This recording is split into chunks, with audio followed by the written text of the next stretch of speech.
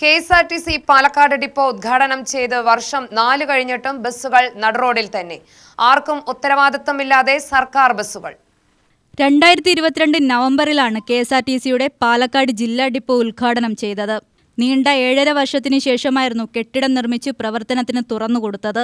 ആ വർഷങ്ങളിലെല്ലാം കെഎസ്ആർടിസിയുടെ 100-ലധികം ബസ്സുകൾ പുറത്ത് ഡിപിഒ റോഡിലായിരുന്നു. ഇതാണ് ഇപ്പോഴും ഭാഗികമായെങ്കിലും തുടരുന്നത്. ബസ്സുകൾക്കെല്ലാം നിർത്തിയിടാനുള്ള സ്ഥലസൗകര്യം ഡിപ്പോയ്ക്കകത്ത് ഇല്ലാത്തതിനാലാണിതെന്നാണ് ഉദ്യോഗസ്ഥർ പറയുന്നത്. എന്നാൽ ഏറെക്കാലത്തെ ഒരുക്കങ്ങൾക്കും ആവശ്യങ്ങൾക്കും ശേഷം പണിത നഗരത്തിലെ പ്രധാനപ്പെട്ട ബൈപ്പാസ് റോഡാണ് കെഎസ്ആർടിസി കൈയടക്കിയിരിക്കുന്നത്. ഇവിടെയുള്ള മലമ്പുഴ കനാൽ അടച്ച് അതിനു മുകളിലൂടെ റോഡ് പണിതതോടെയാണ് വർഷങ്ങളായുള്ള ബൈപ്പാസ് എന്ന സ്വപ്നം പാലക്കാട് നഗരത്തിൽ യാഥാർത്ഥ്യമായത്. എന്നാൽ ഈ റോഡിന് ഇരുവശത്തും ഇപ്പോഴും കെഎസ്ആർടിസിയുടെ ബസ്സുകൾ നിർത്തിയിടുകയാണ്. രാത്രികളിൽ ഇതുവഴി പൂർണ്ണമായും അടയുന്ന അവസ്ഥയിലാണ് ബസ്സുകൾ നിർത്തിയിടുന്നത്. ബസ് സ്റ്റാൻഡിനകത്ത് ഏതാണ്ട് 20ഓളം ബസ്സുകൾക്ക് മാത്രമേ നിർത്തിയിടാനുള്ള സൗകര്യമുള്ളൂ. 114 ബസ്സുകളാണ് പാലക്കാട് ഡിപ്പോയ്ക്ക് മാത്രമായുള്ളത്.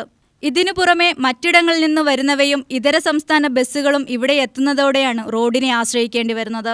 ഫലത്തിൽ ഇവിടെ നിർത്തിയിടുന്ന ബസ്സുകൾ ആരുടെയും ഉത്തരവാദിത്തത്തിലില്ലാത്ത അവസ്ഥ വരുന്നു. ഇതുകാരണമാണ് ബസ് മോഷ്ടിച്ച സംഭവമുണ്ടായത്. പുലർച്ചെയാണ് 2 പേർ ചേർന്ന് ബസ് റോഡരികിൽ നിന്ന് ഓടിച്ചു കൊണ്ടുപോയത്. ഡ്രൈവർക്ക് വഴിയറിയാത്തതുകൊണ്ട് മാത്രമാണ് ജീവനക്കാരിടപെട്ട് ബസ് പിടികൂടാനായത്.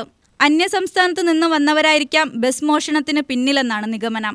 ഏതായാലും നിലവിലെ സൗകര്യങ്ങൾ വെച്ച് കെഎസ്ആർടിസി ബസ്സുകൾക്ക് ഇനിയും റോഡ് തന്നെ ശരണമെന്നാണ് പാലക്കാട്ടെ അവസ്ഥ. UTV news, Palakkad.